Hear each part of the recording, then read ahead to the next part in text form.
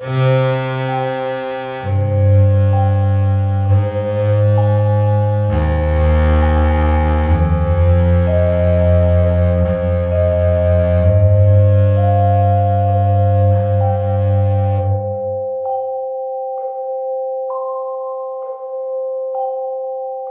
guys, welcome back to my channel and day 20 of Inktober. I cannot believe I made it this far. I am so proud of myself. If you guys are still doing Inktober, congratulations to you. It's such an accomplishment and it's such a good habit to get into with the drawing every day. And if you haven't made it to day 20 and you want to start up again, do it. Definitely pick it up. There's no reason why you shouldn't. At least finish the month, or just start now and finish all 31 pieces. You never know what you can come up with. Today's video is a little bit different. It's not so much an urban legend, a dark story, or a dark fairy tale, but we are going to go back in time and look at the history of the Ouija board. If you grew up in the US, you're probably familiar with the Ouija board. Whether you've seen it used in movies like The Exorcist or huddled around it with some friends at a seance, the mysterious talking board has long captivated us with its promise to connect the living and the dead. And although the board is a fixture in American pop culture, very little is known about where it came from. According to the historian Robert Murch, the history of the Ouija board is as mysterious as the workings of the board itself. After the Civil War, spiritualism exploded in America. The mass deaths in the Civil War created a widespread desire to contact the dead, and mediums began marketing their services in major cities all around the country. Everyone has lost a father, a son, an uncle, a grandfather, a cousin. Death touched everybody in a way that had never happened in the US. According to the researcher Murch, many families had to grapple with the bodies of their loved ones never being recovered, and spiritual devices like the Ouija board answered questions that no one else could. They gave people a peace of mind because they couldn't get answers any other way. Like Band-Aid or Kleenex, the trademark name Ouija is now generally used for all talking boards.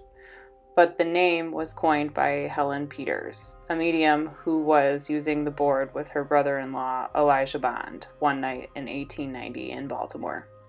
When she asked what they should call it, the planchette spelled out Ouija, or Ouija, however you want to pronounce that, which the board told her meant good luck. The building where Peters named the board is now a 7-Eleven convenience store, which has a plaque commemorating the event on the wall. Peters got the first patent on the Ouija board, but the business was soon taken over by the American entrepreneur William Fuld, who began to market the board especially in national catalogs like Sears. Ouija, the magic game, remarkable, interesting, and mystifying. Great mirth and marketing game for parties. Apparently answers questions concerning past, present, and future. Reads one ad in the Sears catalog. We would not be talking about the Ouija board today had it not been for the brilliant marketing of William Fuld. He knew just how to change the story and retell it. As the board's popularity and profit increased, most of the early investors sought to highlight their role in the creation of the Ouija board. But Helen Peters wanted nothing more to do with it after the board caused serious damage to her family. When some Civil War family heirlooms went missing from Peters' home, Peters asked the Ouija board who had taken them. According to Peters' grandson, the board indicated a member of the family. Half of the family believed it, and half of the family said bullshit, including Helen. The event created a conflict that was never resolved and tore the family apart. After the fight, Peter sold all of her stock in the company. Until her dying day, she is telling everyone, don't play the Ouija board because it lies. William Fuld had his own Ouija-related family troubles. In 1919, he cut his brother out of the business, and the two never spoke again. That year was a particularly good one for sales following a World War and flu epidemic. In In a 1920 article, the New York Times compared the popularity of the Ouija board to that of bubblegum. And in 1927, the Baltimore Sun reported that Fuld had personally made $1 million from sales off the board. He continued to open new factories, building the largest, a 3-story building in Baltimore, after the Ouija board itself told him to prepare for big business. In early 1927, he went up to the roof of the building to supervise the replacement of a flagpole. According to the Baltimore Sun, he was standing near the edge of a roof, grasping an iron support of the pole to steady himself, the workman said, when the support suddenly pulled away and he toppled over backward. As in a movie, Fuld initially grabbed hold of the sill of an open window, which suddenly closed, sending him crashing down to the sidewalk below. He broke several ribs but was expected to survive, until a bump on the road on the way to the hospital sent one of the fractured bones through his heart and he died. His family continued to run the business until 1966, when they sold it to the Parker brothers, which was later bought by Hasbro, whose website warns, "Handle the Ouija board with respect and it won't disappoint you."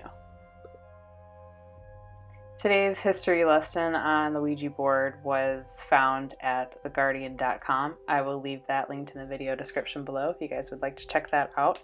I hope you enjoyed watching the piece. I included the digital sketch of it as well. Some of you said in the last digital video that you would like to see more of that, so I hope you are happy. If you like this video, make sure you give it a thumbs up. The word of the day is pinned in the comments section. Don't forget to pop over to Courtney's channel and check out what she has put up for today. And since you're here, why don't you go ahead and hit that subscribe button and that notification bell, because it's fun and it's free. The Inktober collaboration playlist is on your screen if you would like to catch up on all the videos, and I will see you guys tomorrow.